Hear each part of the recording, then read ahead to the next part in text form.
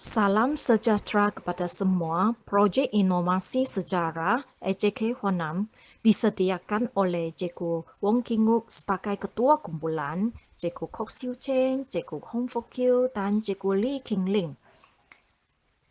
Inovasi yang dihasilkan berfokus kepada peningkatan kepekesanan dalam proses pengajaran dan pembelajaran bagi subjek sejarah tahun 4 dalam topik zaman prasejarah.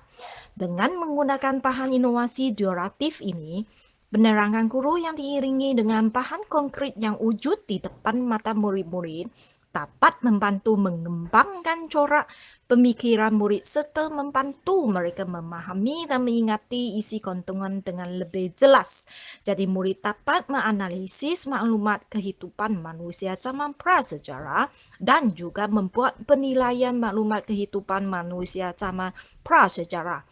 Kumpulan sasaran inovasi ini adalah kelas tahun 4 yang selama 5 orang. Terdiri daripada 4 murid perempuan dan seorang murid lelaki.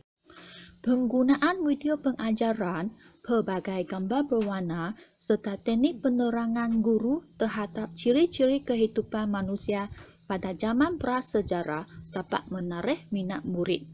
Tetapi belum mencukupi untuk membantu mereka membina konsep atau pengetahuan dengan gugur.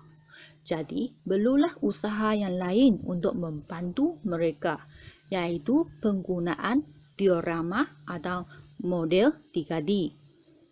Dengan gabungan model 3D atau diorama, kad gambar bercetak dan berwarna serta teknik bercerita, maka wujudlah satu kaedah pembelajaran, iaitu dioratif. Perkataan dioratif ini adalah asal daripada perkataan diorama dan interaktif, iaitu murid-murid dapat berinteraksi dengan bahan bantu pelajar ini seperti membuat simulasi perubahan kehidupan manusia pada zaman prasejarah. Isu atau masalah yang dapat ditangani dengan penggunaan dioratif ini ialah pertama, pembelajaran berlaku dengan lebih sempurna kerana murid dapat belajar daripada penggunaan bahan sebenar. Kedua, konsep yang betul dibina kerana murid dapat melihat benda sebenar dan dapat dilasai oleh pancain terah seperti terah sentuhan. Pelipatan murid aktif, iaitu murid dapat berinteraksi dengan bahan pembelajaran. Yang keempat, membantu guru mengaplikasikan kaedah PAK 21 di dalam bilik darjah, iaitu pembelajaran secara berkomunikasi, pemikiran kritis, penambahan nilai dan pengamalan etika dalam kalangan murid-murid. Bahan yang digunakan untuk menghasilkan inovasi dioratif termasuklah bahan dibeli, bahan sedia ada dan bahan terbuang. Bahan inovasi dioratif mempunyai 4 komponen utama, iaitu diorama bentuk muka bumi, kad perkataan dan kad gambar. Panduan penerangan untuk guru dan murid serta set senarai semak pentaksiran lisan dan lembaran kerja murid. Penangguhan sekolah akibat COVID-19 telah memberi impak pada pendidikan negara kita. Maka sesi PDPR dan pentafsiran lisan antara murid dengan guru terpaksa dijalankan melalui Google Meet. Cara menggunakan inovasi dioratif adalah seperti berikut. Murid menelitikan diorama dan mengenali bentuk muka bumi. Murid melihat perubahan atau perkembangan kawasan kegiatan sosial dan ekonomi dalam kehidupan manusia prasejarah yang dilakukan oleh guru. Murid mendengar penerangan guru di samping menelitikan pelabelan kad gambar kegiatan sosial dan ekonomi manusia prasejarah satu demi satu. Murid menghuraikan semula ciri kehidupan manusia prasejarah dengan atau tanpa bimbingan guru berdasarkan dioratif yang telah siap dilabel. Murid menjawab soalan kebat yang ditujukan oleh guru berpandukan dioratif tersebut.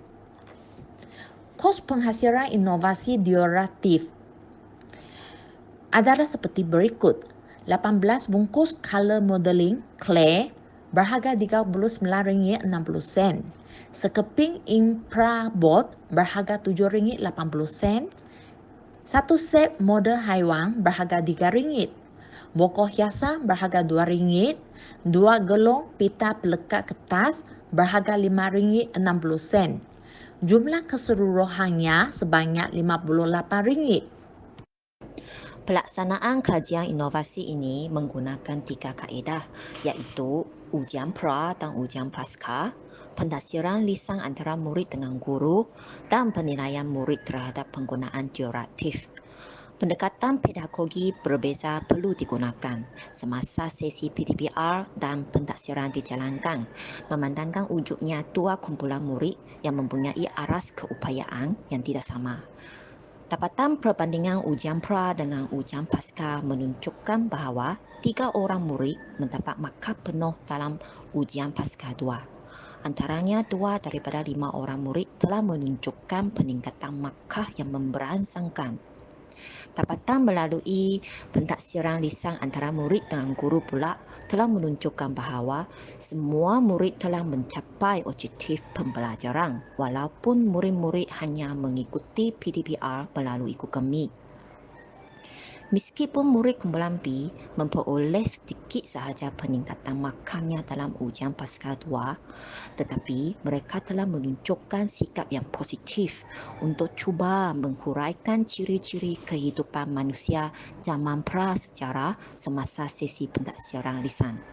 Situasi ini menunjukkan impak yang positif terhadap inovasi duratif.